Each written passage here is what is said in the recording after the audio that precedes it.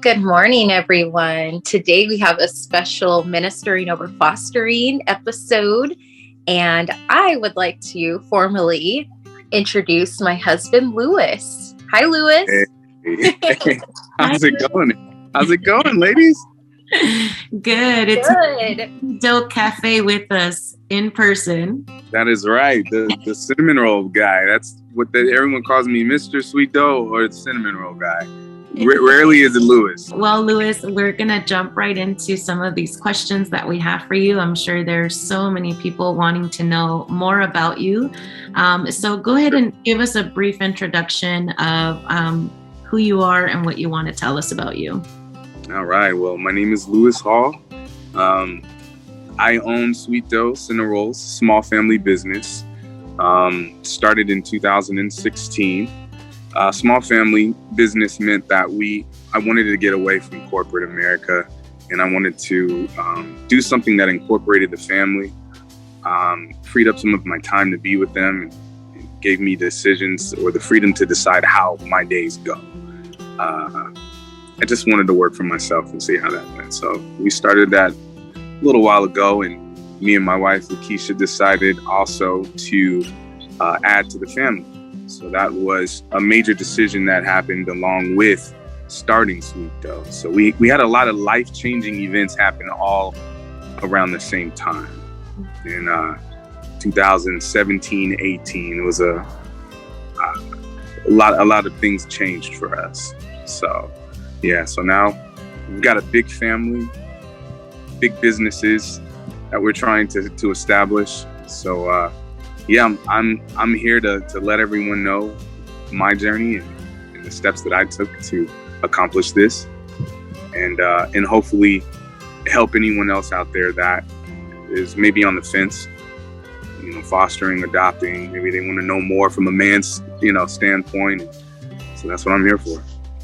It's funny that you say that, because I'm thinking people are probably like, okay, Mr. Sweet Dough, we love him, but why is he on the camera, right? And, yeah. One of the reasons that you're here is because you did take a big journey as a family. So much more, I think, to the both of you than people know, but we're focusing on your perspective today. And so tell us a little bit about that life change. So what called you to adoption? Well, just the need really to expand the family. I've always wanted a girl.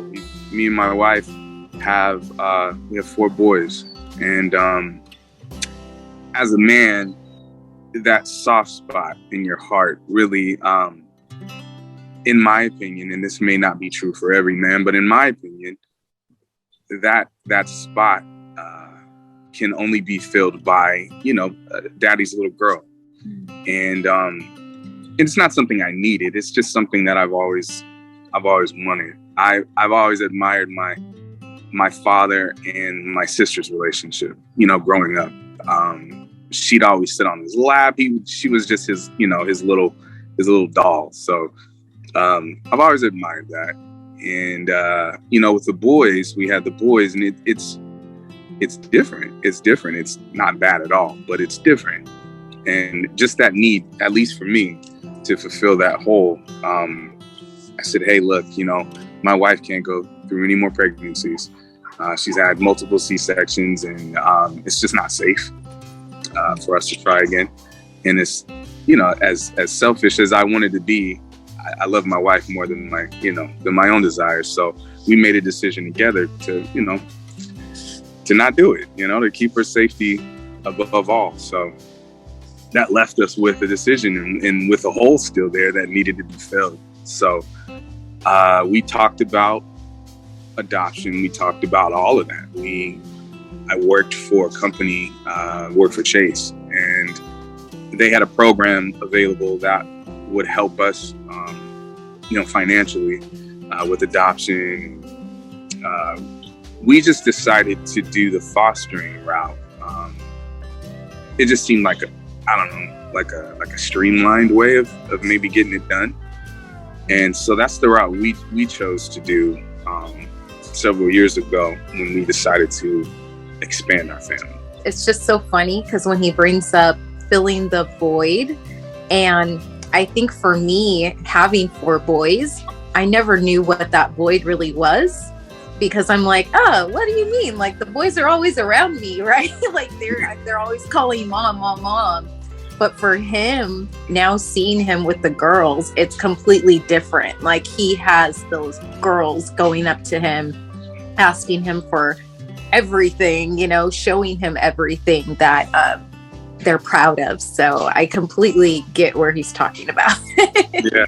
We both kind of discuss this like father-daughter relationship, because I am the eldest of 4 siblings, and that father-daughter relationship, it doesn't compare, right? It's such a delicate relationship, and as a dad, with us, my dad is super affectionate. I mean, super, like, I'm 30 something years old, right? And I can still come and like get in between my father's arms and sit there, and my brother, the relationship with my brother was growing up so different. It was very much like, I need to teach you how to be responsible. You're going to be a head of household one day. You're going to need to learn some of these things. And with us, it was kind of like, no, she's my daughter. So I can imagine for you, it was like, I have my boys and they're everything, but I need that relationship. Such a beautiful thing to say. Sure. So you did share, you guys have a large family, right? You already had 4 amazing boys, and you still made this decision. And there's so much, I think there's such a stigma in foster care of potential families that have already a large amount, like a larger family, to come and foster or adopt. And there's this idea of like, but you already have a house full of children. Why do you want to open your homes to someone else? So do you feel that large families should have the right to expand their families even more so?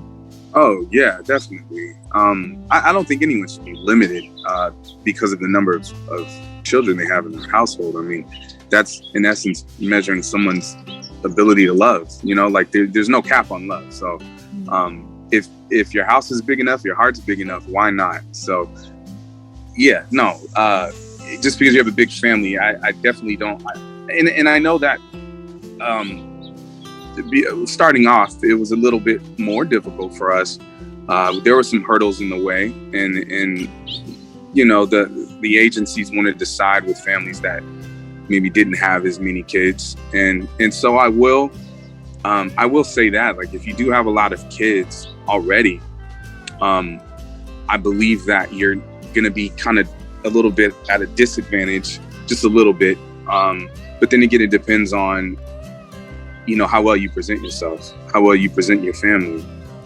As long as your family is in order and everything, you know, looks right, and it looks like there is room for more in your family and more to love, and for you to really be able to support these extra kids successfully, then it shouldn't be a problem at all. So yeah, no, I don't believe that the number of kids you have should hinder you in any way, but it does. It does. It did present somewhat of a hurdle. I think that's such a wake-up call for Lakeisha and I as we prepare the portion of the foster and adoption agency here, because I think we're getting very close to opening those doors very soon. And it's such a call, because I think that there's a fear of, like, you have a larger family, and how can you support the needs of this family? How can you expand those arms to the feeding and the taking the children to one place to another? And yet your family is so active. Your kids have swim classes and they go to gymnastics. Yeah. And so it's not impossible. And that's such a call for agencies to reevaluate families that come in, and not to be afraid of the risk, because there are families that have such a big heart to love. And I will tell you this, that this supposed crutch, right? The amount of people we already had in the house, supposedly a crutch, actually ended up becoming more of a blessing for the girls. You know, they were able to learn. They were able to learn by example. I think it really put us at an advantage with them.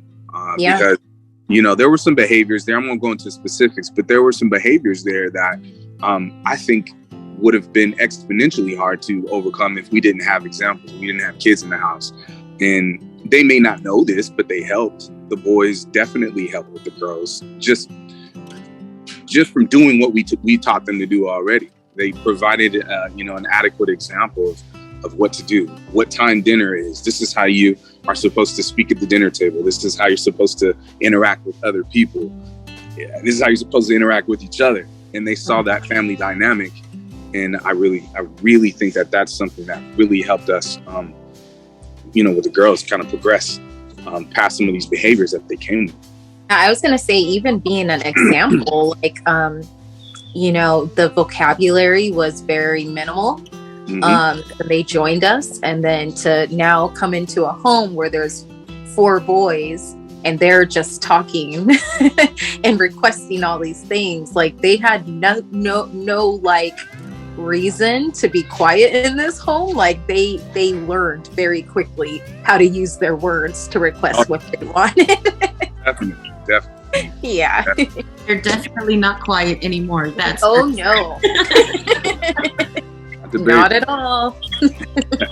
Well, with this, and I'm so grateful, Louis, that you're opening your heart to us, because this is what this platform is about, right? Ministering or fostering. You're not just opening your doors to children just to foster, but you're really, kind of revolving your arms and everything that you are as a human being with another human being, and potentially changing the trajectory of their life by providing this love and this care for them that they may not have received somewhere else. But one of the questions that I have for you is, with your heart being so open and on this sleeve of yours saying, I would love to have a daughter, how did you prepare your heart and your family for a potential reunification or a potential separation, which we know comes with the journey of fostering? We know all too well about that. So the girls that we have now, that was our second trial in the fostering road. We actually picked up a young baby girl from the hospital as a newborn, and we were under the impression that she was ours, and that could have just been us jumping the gun, jumping to conclusions, really not doing the research that we needed to do. But in any event, that little girl was ours, right? We drove to LA, we drove to downtown LA late, we picked her up, and we brought her into our home, and we took photos, and we showed family, and we invited family. And long story short, she was only with us for, I believe it was under a month or just over a month. Not too long, but long enough to cause some intense damage, right? Because she was taken away. She was reunified with her birth mother's mother, her grandmother. So at first, no, I was not prepared for that. We weren't prepared for that. And I don't know if you watch TV shows or movies, but the scene of a child being taken away is exactly what played out in our home. It was horrible. So I believe we learned, what is it called, the trial by fire way. We didn't really prepare our hearts. It happened, and we had to react, and we had to get over it. And we had I wouldn't say get over. We had to process what happened, because everyone in the home was hysterical. It was very traumatic, and I think the saving grace, what ended up being our saving grace, was the fact that the grandmother that she was going to just so happened to be one of the most beautiful human beings we could ever have met, and that really softened the blow. Because then now me and Keisha and the family, we knew that she was not only going to her where her blood was, but that this woman had no idea she was around. It caught her, by surprise, and she had other siblings there too. So it turned out to be a blessing for the young baby. Learning experience for us, really. Like I said, we didn't have time to prepare our hearts. It just happened. And so going into this next phase of our lives, I was apprehensive. I actually didn't want to do it. And I'm gonna be honest with you. I was hurt. I was damaged. I wanted the little baby girl, and I wanted to be a girl dad. And for the time being, that was not the case. So I was not looking forward to it. And I kind of closed it off a little. It was Keisha who kept those doors open, and she kept prodding,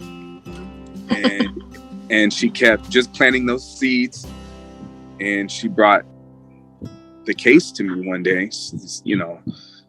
She said 2, and I said, excuse me. I said, I wanted a baby girl. I didn't sign up 2 baby girls because that's one more than I wanted. But little did I know how much of an intense blessing these 2 little girls were going to be. At first, the thought of adding 2 people when really you only, I mean, that's a big jump, financially, emotionally. So I'm thinking to myself, well, what if the same thing happens with these 2 girls? That's double the pain. That's everything's amplified because there's 2 of them. So, again, apprehensive, but there's a lot of, because I was working at the time, so there's a lot that I don't remember as far as specifics, but I do remember being on the list. Then we weren't, then we were. I believe Keisha helped me out on that one. I think we... Yeah, so what happened was we were on the list. I was doing some research, found another little girl, and it just so happened that the caseworker who had one of the little girls that I was inquiring about eventually said, hey, is this family still interested in the 2 siblings? Because they were moved to an adoptive home, but it didn't work out. And so I went back to Lewis and said, hey, those 2 little girls, they're trying to remove them from an adoptive placement. Are we still interested? And at that point, that's when, we decided, hey, let's go ahead and meet them. So when he means like we were on the list, we weren't on the list. We were told that we were the second family to be chosen for our girls. They did move forward and select a family that had one child at that time. Yeah. And that child, that placement, the girls were only in that placement for a month. It did not work out, and they were then looking for another family, and that's why they chose us again. So it just goes to show, if there are siblings in the home, if it is a large family, or a family that may not have any children, or one child, it really doesn't matter. If those kids are supposed to be in your home, they'll be in your home. And it also goes to show to look at the family as a whole and not just viewing them as to how many kids they have. So with all of this, you're just being so vulnerable and so transparent about the real and the raw emotions that happen with foster to adopt, because one of the other issues, right, is we get a lot of families who, for whatever reason, were unable to have children, and they are eager to adopt and kind of expand their family through that route. And that's another thing that can kind of be seen as like a red flag, right? That you're going to have these expectations for a child because you want a child and you can't. And so all of those things come up, but these are just raw and real emotions that happen for anyone that falls in love with any child, because if there's any humanity in you, there's this beautiful child in your home who's been through so much. It's really hard for you to separate this love for them when you're caring for them, you're bathing them, you're loving them, you're helping them through, you fall in love with them. So one of the questions that I have for you, Lewis, is how did you help your boys? How did you help your family through these transitions? So there's a lot of transitions that happened. You went from opening your doors, making that decision to going through grief and loss because you guys lost your first placement, and then opening your doors again to now this beautiful blessing that you guys have of girls. How did you transition your boys and your family through all of that? You know, I would say we just did it. Action. A lot of things me and Keisha do in life, we jump off of the bridge and then we check for the parachute. That's just kind of how we do things. So with this whole situation, we followed our hearts. We jumped, and we had been through heartbreak, and we lost the placement. But once I got over it myself, I said, you know what, if I can get over it personally, we can get over it as a family. We just got to do it, right? So I think the first step is meeting the girls. Step one is meeting them, and we met them, and just something happened. It was I don't know what it was. It was a door that had opened that I didn't think was gonna open. We met them in a room, and they just, I don't know, just kind of opened the door there a little bit. I was still a little apprehensive. But again, as time went by and they were in our home, I think I did an impromptu photo shoot for them about a week having them in the home. And I think that's where those feelings started to develop with me. And I said, you know, if I can open up, anyone can open up. The whole family can open up. And it started with me taking pictures of them and spending time with them. And so really it was just about talking with the boys and saying, hey, you know, these two little girls are your sisters, right? These are family. These girls are family now. And so how you treat each other is how you need to treat them. And it's an ongoing thing. It's not something that happened overnight. It's still happening. There's still times where you got to remind them, you know, this is your family. It's your sister, man. Even with each other, it's your brother, man. We don't do that with family. We do this differently. We speak before we act. We love first, you know. So every day is a teachable moment, you know, when you're incorporating and when you're having kids, period. So I really think that it all came down to everyone developing their own relationship with the girls separately first. Then the whole integration as a family was a lot easier. You know, I take them out. I remember our first daddy-daughter day, I took them out to the park. And again, photos, dancing. It was just me and them. And I took a bunch of videos of them, photos. We had a picnic in the park. We got bit up by fire ants.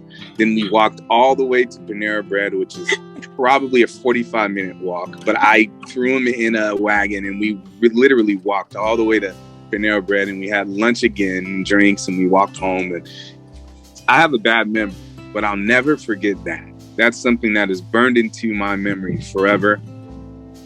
And it's burned into their memories. And so that's what we did. We all just took little moments, and we had our little daddy-daughter days. We had our mommy-daughter days. We had our small family days. And you build on those. So you create little memories, create little moments, and you just build on them. And it starts to incorporate. Things just start happening. You know, feelings just start sparking and coming, and before you know it, you're a little family. So, I think that's what we do. It's such a beautiful thing to hear you, because it takes so much intentionality to really create a bond. Because what you guys were doing is creating a bond, and not just a bond between parents and child, but a bond between siblings, because it's a whole family. It's not just, you know, we wanted girls and now we have our daughters. No, this is our entire family, and we all eat together.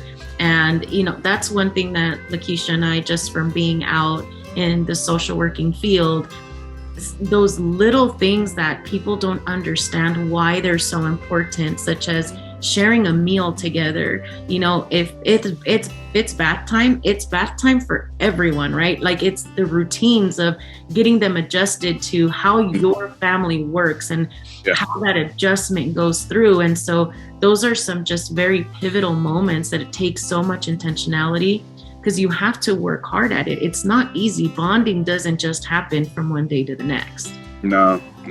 So you build on it. Well, I mean, if anyone spends any little bit of time with your family, the way I have, I mean, no one would even know that your daughters are adopted unless you say it, because there's a little bit of both of you in them. And I was telling isn't that amazing? It's actually odd.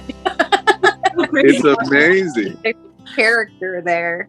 I was gonna say, and I wanted to build on the whole on that whole situation, is that a lot of times you think things are genetics, and some of them are. Some things are genetics, but the fact that there's so much like me and like Keisha, I find that tremendously amazing that they were able to take, in that time that they've been with us, they've been able to take a little piece of my personality, a little piece of her personality, a little piece of her brother's personality, and they're like us. They're nuts. They're super intelligent. They're super witty.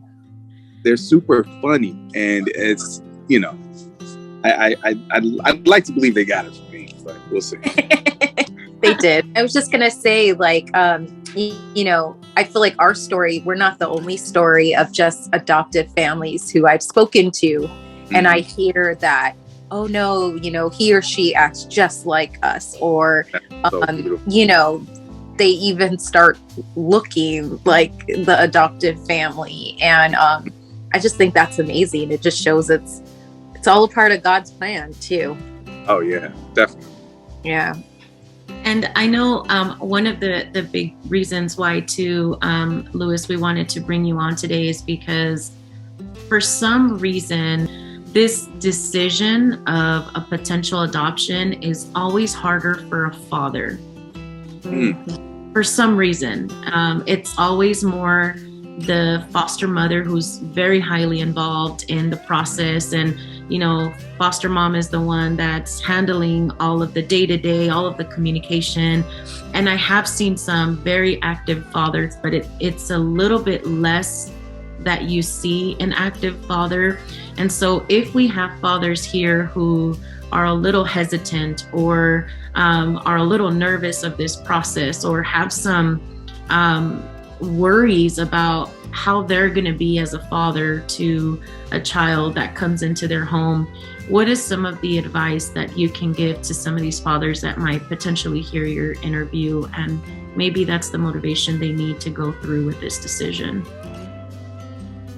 I think fear of the unknown is powerful. Not knowing what, and I'm speaking, you know, on behalf of my situation.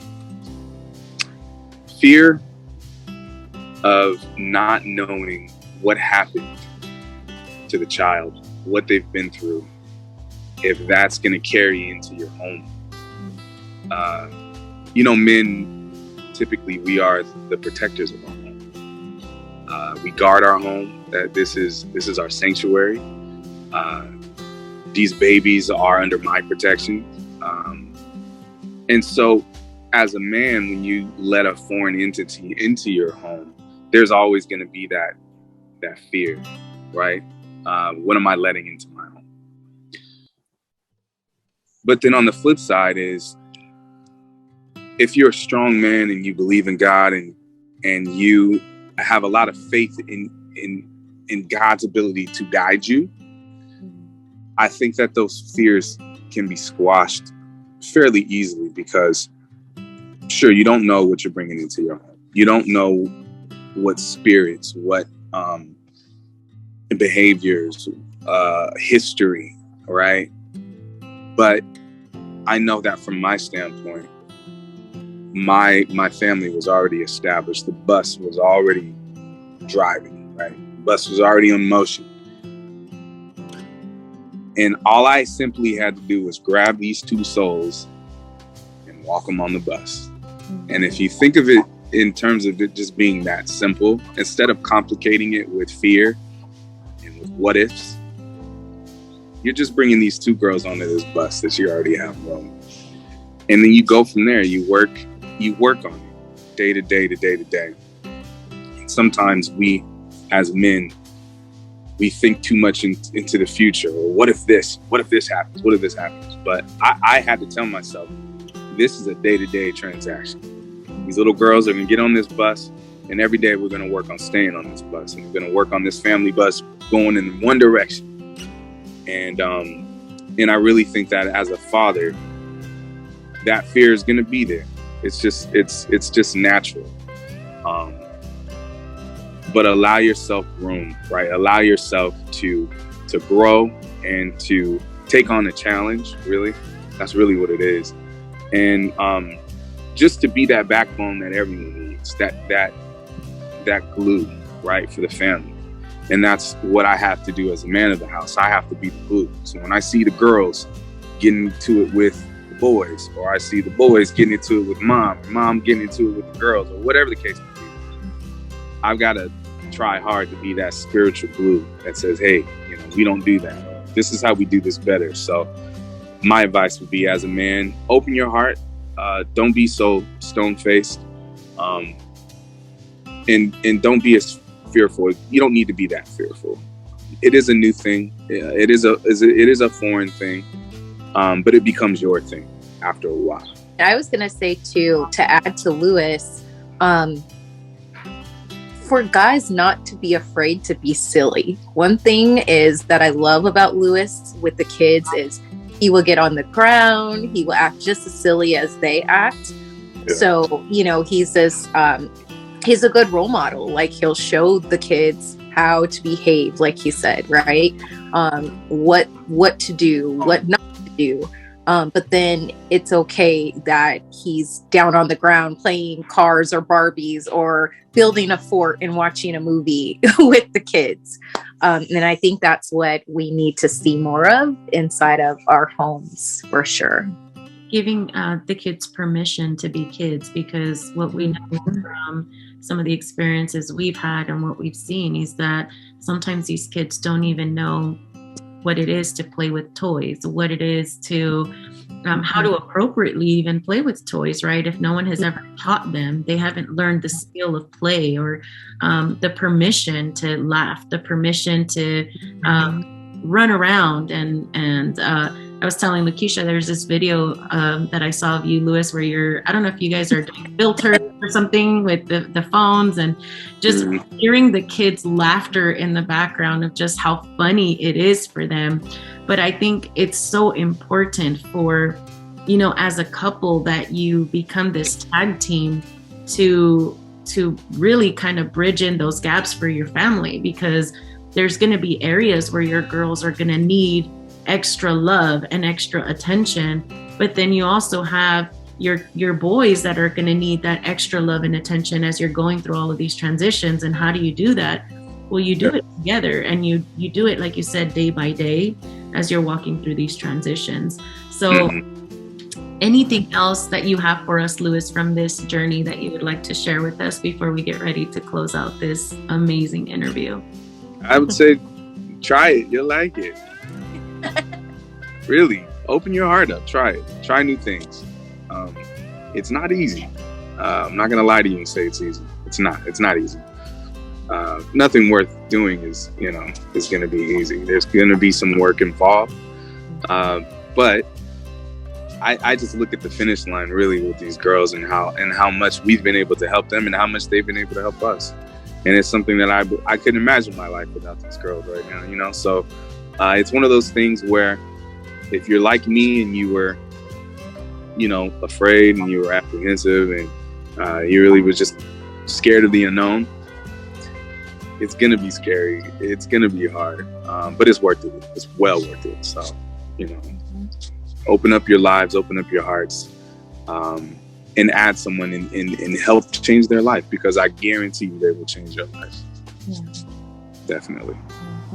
Well, thank you so much, Lewis, for your time, for opening your heart with us, and being willing to share this story. We know it's not easy to be vulnerable, and one of the things that Lakeisha and I always said is we wanted this to be a platform where people are going to see the reality of what life is like from the perspective of, you know, foster and adoptive children, from the perspective of parents who've already done it and have gone through the journey. These are things that so many people are afraid to talk about, and they shouldn't be afraid to talk about it. Like you said, everything that's worth having is worth fighting for. So that means you have to be in a battle, right? Yes. You have to fight for it. And but it's so worth it in the end when you have it. So thank you so much. We appreciate you. We love you. And we know this is not going to be the only time. So we'll have to bring you back at some point. Sure. Let's do it. Thank you. Having me, ladies. Have a blessed day.